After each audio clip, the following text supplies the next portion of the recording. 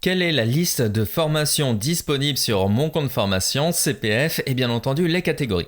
Donc vous avez accès ici directement à un moteur de recherche, rechercher une formation ici, ou bien dans cette partie-là. Quoi qu'il se passe, vous devez d'abord choisir entre une formation qui va être en présentiel, donc en centre de formation et rentrer une ville, ou bien par exemple une formation à distance. Si j'ai envie d'apprendre par exemple le japonais, je vais cliquer ici sur japonais. Et là, je vais par exemple mettre formation à distance.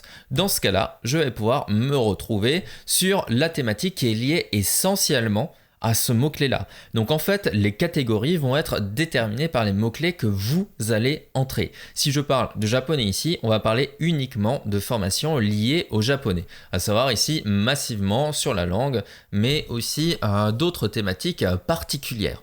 Ensuite, ce que vous avez en réalité, c'est des filtres que vous allez pouvoir utiliser. Les prix de formation, la distance, les noms de l'organisme, les dates de dispo, le rythme aussi, la durée, l'accessibilité et bien entendu le niveau de sortie. Si vous allez sur rechercher une formation, vous allez avoir des catégories ici. Par exemple, la catégorie des métiers qui recrutent, ça peut être une opportunité pour une reconversion professionnelle, à quitter le chômage ou si vous êtes sans emploi. Par exemple, ici, vous avez des catégories ou bien d'autres catégories typées suggestions. Par exemple, le permis, création d'entreprise, bilan de compétences, etc. Si je clique en réalité sur ces catégories, ça va me remplir la partie ici. Donc la recherche en réalité par catégorie sur mon compte formation se fait surtout par une recherche de mots-clés. Si vous voulez quelque chose de très précis, par exemple, si vous voulez apprendre le japonais comme je vous ai dit, vous allez avoir quelque chose sur le japonais. Mais si vous voulez quelque chose de plus global, vous allez taper par exemple langue. Ok ? Et dans ce cas-là, vous allez avoir langue des signes, très bien.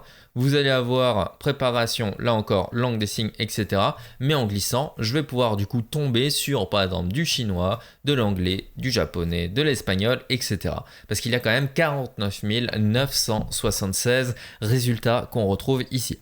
Donc quoi qu'il se passe, tout se passe au travers de cet élément. Recherche une formation, ce moteur de recherche. Et les seules catégories possibles en réalité sont là, mais elles sont déterminées par les mots-clés que vous allez chercher. Si vous voulez travailler par exemple dans la vente en ligne ou le marketing, cherchez marketing.